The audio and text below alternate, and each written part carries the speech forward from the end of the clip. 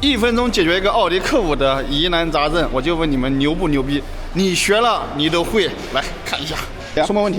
就起步之后咔啦咔啦试一下，多少公里了？5万多？55000多公里，大概什么状态下有问题？就是起步的时候一加速就咔啦一声，然后就跑起来就正常。走这么狠？对呀、什么原因？你放的犄角上了？那天也有人讲是犄角电，有人对我讲什么差速器油，我感觉不是，不是差距，这不走吗？加速的起步又不是咔啦咔啦的。它这香，这香，那都没有了吗？这是没有了啊？是不会就这个问题吧？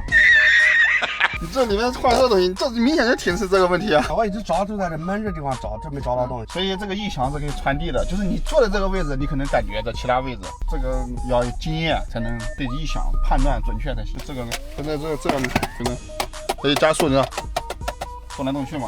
我是不是问题讲早了？我应该跟你讲，一般脚踏问题花点钱来小费一下。这反正你怎么讲，我们也不懂，对吧？所以就是揭秘一下子，良不良心就是在于这一点。我可以问题找到，我可以不跟你讲是这个问题，你换个东西，其他没啥东西。就是你讲这个有点抖是怎么搞的？抖有犄角的问题，我顶起来你检查一下吧。来，它这个倒着就说抖得很，看犄角，顶起来拆看看啊。今天不讲多，最起码能省个几百块钱。就是检查问题，一要准确，第二要实实在在的，哪里有问题修哪里，对吧？这合理的钱啊。那个顶起来检查的那个。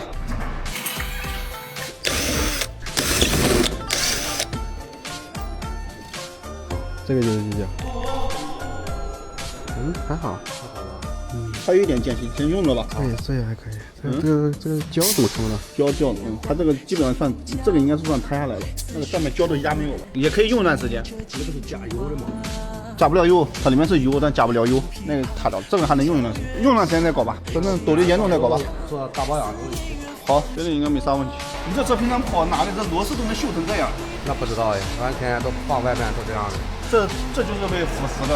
你看这个盘，这个上面，那一天到晚就放外边，又没有放屋里，又没有车库。这应该是被盐水呀、什么的腐蚀性的东西腐蚀的。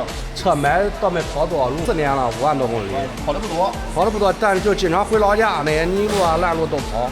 我从来没有见过奥迪的这个螺丝能锈成这样，我第一次见，这应该是什么腐蚀的？这边也是的，你看，这个。是不是换胎的时候人家光螺丝给我换掉了？有没有可能？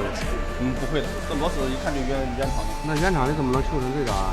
腐蚀的，你看这个塑料盖子，你看都腐蚀成这样。你洗车的时候一定不要喷自洁素，千万不要喷自洁素。